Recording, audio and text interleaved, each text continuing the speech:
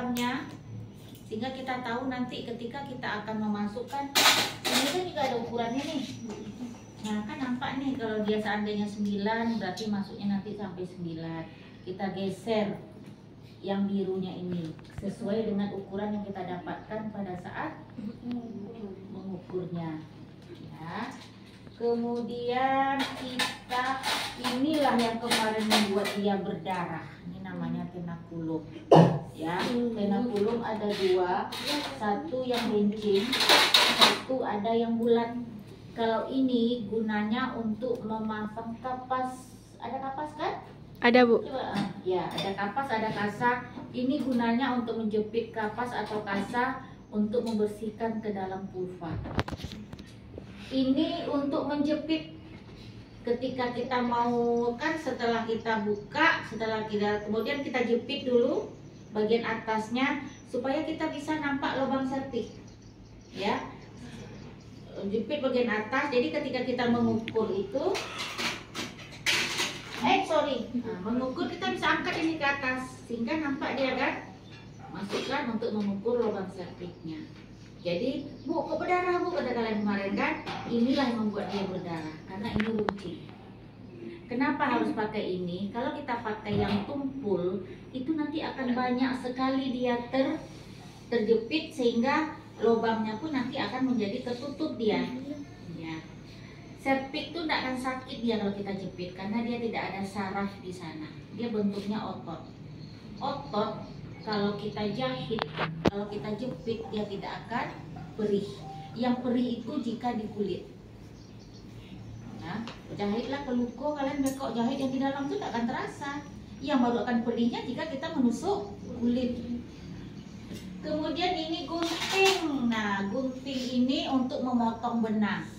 Kita lihat, kalau benangnya rasanya terlalu panjang, kita potong pakai gunting ini.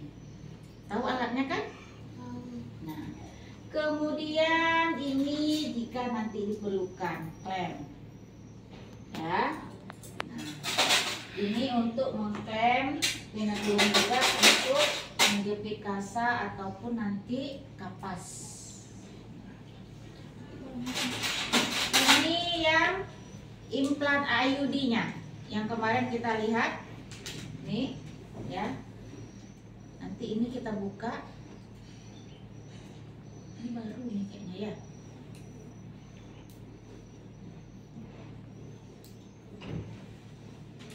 Jadi nah ini dia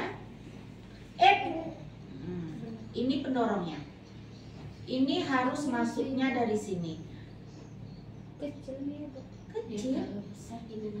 Inilah nanti yang membuat radang. Metal ini yang membuat dinding dari endometrium itu menjadi iritasi sehingga dia tidak bisa ditanamkan hasil konsepsi. Ini kan nempel nanti nih. Nah, kemudian ini silikon biasa, silikon yang aman untuk tubuh. Jadi nanti kita masukkan ini ke sini dulu persiapan pertamanya dalam kondisi standby.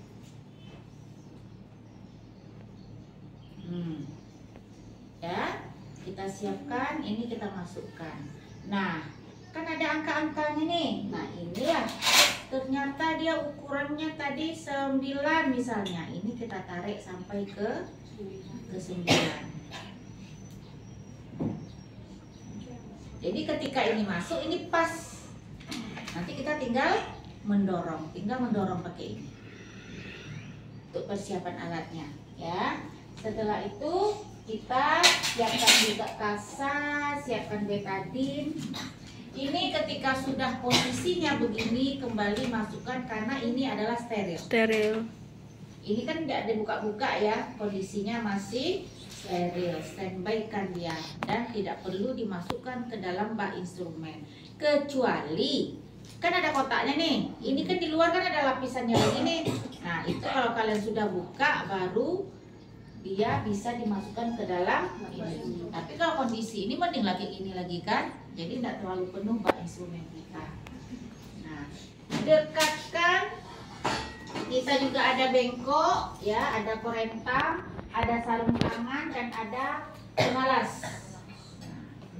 Kita sesuaikan urutannya dengan daftar cilik. Sikap yang harus kalian persiapkan: menyambut klien dengan sopan dan ramah, menjelaskan prosedur, posisikan pasien dengan baik ya.